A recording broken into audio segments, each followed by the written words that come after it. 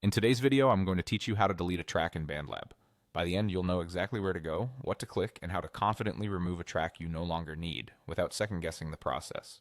First, open BandLab. You can use the website on your computer or the mobile app on your device. If you aren't already signed in, log into your BandLab account so you can access your projects and make changes. Once you're in, head to your library. This is where all your projects are stored. Take a moment to locate the project you want to edit.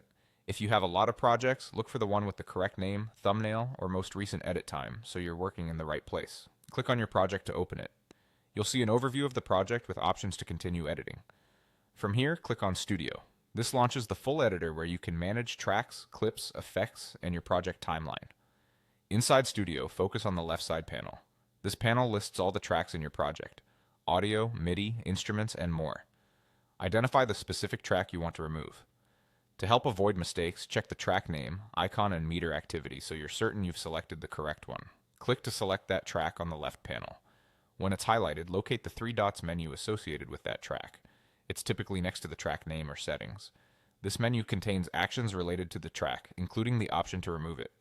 Click the three dots and then choose Delete.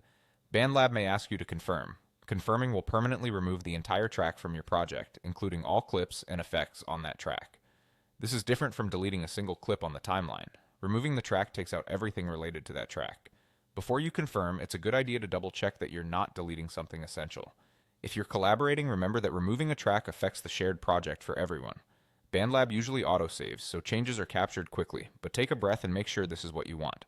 After you delete, review your project to ensure the mix still sounds the way you expect. If you prefer to work cautiously, consider naming your tracks clearly or color coding them ahead of time so you can identify them faster in the future. That's it.